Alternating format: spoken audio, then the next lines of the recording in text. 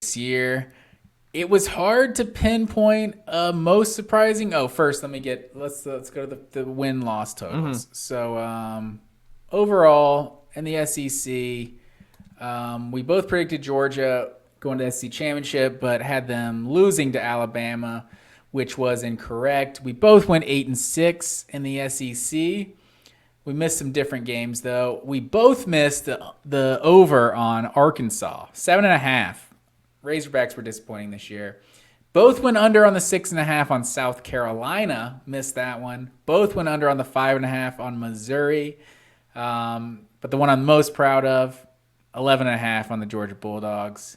You went under over there. I went on over. I wasn't as sold on this Georgia Bulldogs team in the preseason. Even though I picked them to go 12-0, it was more of an indictment on the schedule.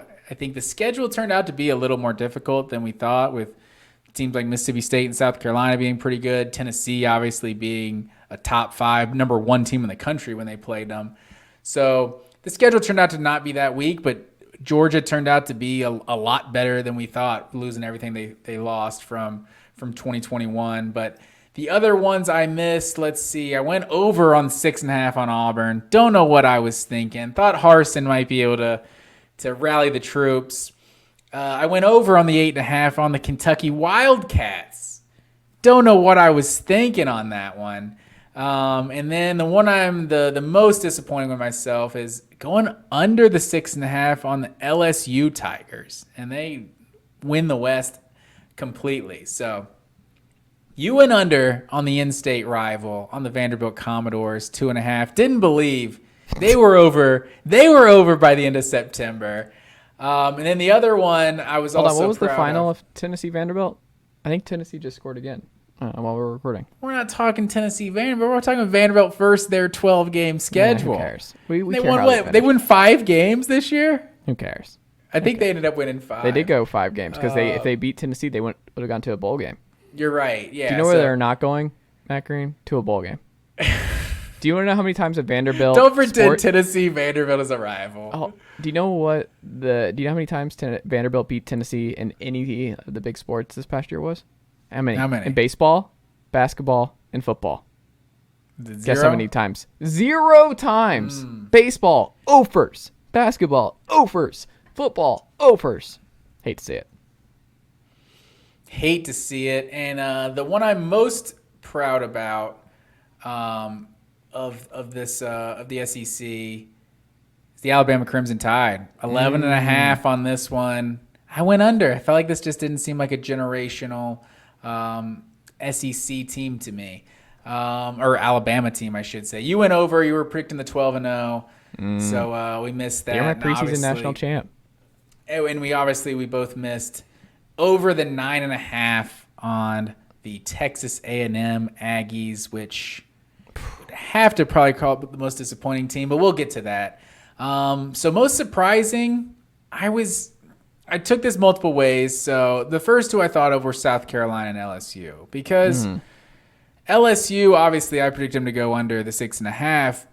For them to be this good in Brian Kelly, like, I'm a huge believer in Brian Kelly too. There's a lot of people that were really not like counting out Brian Kelly before he ever coached a game. I was definitely a believer in Brian Kelly, but just not in year 1. So for them to be this good year 1 and actually beat Alabama, I thought that was massive. And then South Carolina to follow up what they did last year, to actually improve on that in year 2 of Shane Beamer, beat Tennessee, beat Clemson. Like, those last 2 weeks just completely changed the tone of their season. Like, they were 6-4 coming down the stretch at that point in the year. And to finish 8-4, like, that just completely changes everything from an optic perspective. But I don't know that South Carolina, I don't know it's legitimate that it's going to like continue to push them down the road, because they looked bad for a big percentage of this season. But I mean, to beat Tennessee and Clemson to end the year, that was just massive. I didn't enjoy any of that. I didn't enjoy the last 2 minutes of this podcast, Matt Green. Why? Giving South Carolina any credit? No, because again, South Carolina fans, and I think a lot of folks, just miss that every game on the calendar matters. Like, you can't just show up for the final month of the year. So in back-to-back years, Shane Beamer has just airmailed the first 2 months of the college football season to just show up for the final month. And it's great. Like, you beat Tennessee, you beat Clemson, fantastic. What was that Georgia-South Carolina score, Matt Green? What was South Carolina doing before that? What was the 8 touchdowns, 9 picks for Spencer Rattler going in? Like, you just go up and down. Like, people are like, oh, well, that's a bigger indictment on Clemson and Tennessee. It's like, well, they lost Marcus Satterfield, and they still haven't hired an offensive coordinator yet to replace him. A lot of people have said no. We'll see what happens. This team lost to Missouri, Matt Green. They barely beat A&M. They almost lost to Vanderbilt. They beat Vanderbilt 38-27. They got crushed by Florida, a terrible Florida team, 6-6 Florida team. And we're putting so much emphasis on what they did against freaking Tennessee and Clemson down the stretch. This is a 2-game sample. Those 2 top 10 teams. Were they both top 5 at that point in the year? Matt Green, 12 games are in this season. 12. Tennessee beat out Bama. Tennessee crushed Kentucky. Tennessee crushed LSU, who's in the SEC title game. They didn't get blown out by Georgia, and we don't have to relitigate that. But if you want to compare the losses for the two, South Carolina got Georgia at home and lost 48-7. That one could have been way worse. You go, every freaking game matters. And South Carolina was a bad football team for the majority of this year. And we are putting so much value on the end of year 2 for Shane Beamer. The majority of the Shane Beamer tenure at South Carolina has been bad. What are we doing? What are we doing? But what's more surprising, that South Carolina went 8-4, that Tennessee went 10-2. Like, I think Tennessee going 10-2 because Tennessee wasn't even ranked. Tennessee was number 1 in the college football playoff first ranking. That's insane for year 2 for Josh Heupel. But they were also over under 8.5, and we both went over. So we both had them going 9-3, and they went 10-2. So it's like, it's not the most surprising thing. I had them going 10-2. Or, I mean, we both had them. Yeah. Exactly. You had them going 10-2. So how surprising is it really? Like, well, I mean, look. Literally predicted what was happening. So it couldn't be that surprising, right? No one was. Your family certainly wasn't, Matt Green. It was me against. I was predicting them to go 9-3. I predicted them to go 9-3. Like 9-3 is disrespectful based on this schedule. They went 10-2. They thought we won one more game. So no, I don't think surprising for South Carolina because they were who we thought they were the majority of this year. My most surprising, actually, Matt Green. My most surprising. It's Tennessee. It is Tennessee. But I do think we have to throw in the SEC Kentucky being as bad as they were offensively. And Will Levis being... Like, they had a lot of losses and to barely make a bowl game. Like, I thought they would take a step back this year. And the people who thought Kentucky could win the SEC East, I was like, that's just not happening. But Kentucky was a train wreck this year. Was it Chris Doering? Yeah, he was like halfway through the season. He was still on that. And it's like you got to watch this team. They were not good. Like Kentucky was not a good football team for the majority of this year. They lose to Ole Miss. They barely beat Northern Illinois. Remember, they barely beat Northern Illinois. That Ole Miss was a winnable game, though. Yeah, they lose to South Carolina at home. They barely beat Mississippi State. They get crushed on the road at Tennessee. Barely beat Mizzou. Lose to Vandy at home. I mean, it's just They weren't horrible, but Kentucky, I think, was surprising just because I still thought 8-4, 9-3 for them coming into the year, and they were just not good. And they obviously fire Scangarella and Liam Cohen's coming back to run the offense. So I think they'll be better next year. We'll see who the quarterback is and what that looks like. Chris Rodriguez has also gone, so they'll have some changes. But Barry Brown's a good player, but I think you have to give a worthy candidate to Kentucky. But South Carolina, by and large, a disastrous 2 years in Columbia because you cannot only look at the recency bias of this program. Every game matters of those 24 regular season games, South Carolina fans. All 24 matter, and the majority of those 24 have been rough. But you're South Carolina. I mean, what were they before? They weren't going to bowl games. Well, now you're talking about what I'm saying is we had this turning point in the program because you beat Clemson and Tennessee back-to-back down the stretch. It's just silly. They said they were having a turning point when they beat North Carolina in the Mayo Bowl last year, when they were dunking Mayo on Shane Beamer said, and it's like program changer. We got over the Carolina hump. And then it's like, no, you didn't. Like South Carolina is going to come into Knoxville next year and get their ass kicked. Like it's going to be what Kentucky, Tennessee was this year in Knoxville next year. Like Georgia is in their own tier. Tennessee's right there in tier 2. I think Kentucky bounces back a little bit, but there's no room for them. Florida's recruiting their ass off. They're going to be better next year.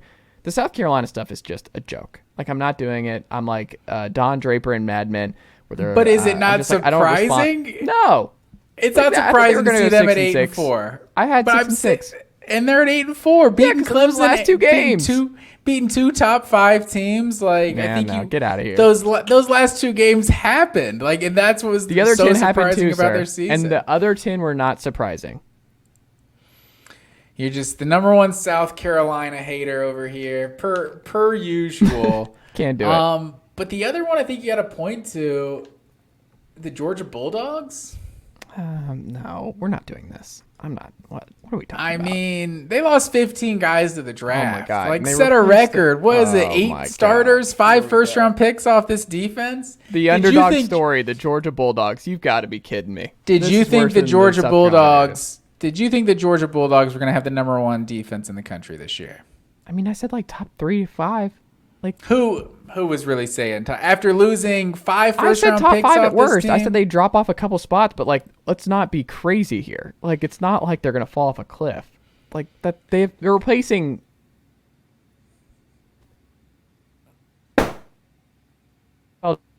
Draft talent, which younger version. No, Georgia obviously recruits great, but I think they have a case for it. They are a little surprising. They're not as big. They're not as surprising as maybe a South Carolina or maybe Tennessee. Like they weren't surprising because I saw Tennessee being much improved in year 2. I think they were just surprising on how good they were to be like did they end up the number 1 offense in the country overall? Like, total offense. Yeah, Tennessee was number 1 in scoring. Yeah, number 1 in scoring. Like how good they actually were on offense and beating Alabama and everything. They were obviously a surprise, but at the same time, I thought Tennessee was going to finish top 15 or so this year. I thought Heupel was on the way to that, but I think it was shocking on how quick they got. I didn't have Tennessee being ranked number 1 at any point in this season. That's for sure. Couldn't be me, Matt Green. Could not be me. Oh, so you saw that coming? You thought Tennessee was going to be ranked number 1 at some point? What did I say before the year? Where I did not see a place where they were not top 10 in offense again. They were the only top 10 offense last year not to win double-digit games in the Power 5. I was like, if they're going to win double-digit games. I said they were going to split Georgia and Alabama this year. I said they were going to split the series. Lose a dumb game like South Carolina, I believe were your words. I literally called this season 100%. Stop doubting me, folks. If there's one thing I know, it's Tennessee football. Like let's just. I have a good pulse of where things are going. Just trust me on that one. So no surprise. I'll give you that. I think you're. I think it steered you wrong for a couple games this season, but for the most part, I think you're all over your Tennessee Volunteers. I had the LSU blowout. I was like, they're gonna 11 a.m. kick. They're kicking the crap out of LSU on the road. I had that. People were like, I don't know. It's a trap game. It's not a trap game. Can't do it. How'd you have that Georgia-Tennessee game playing out? Did you? I had a loss. Did I not? It was a low blow. It was a low blow. That was a little mean. Most disappointing team this year. A lot of different ways you could go with this one. I think. Can you? Texas, I think there's only one, Matt Green. I mean, there's so many different types of disappointing, though. Texas A&M is the worst. A&M's the answer here. They're absolutely the worst. What were they, preseason 6? But Alabama, I mean, they have the best offensive player in the country, the best defensive player in the country, running it back. I think Nick Saban got a lot of flack for they call him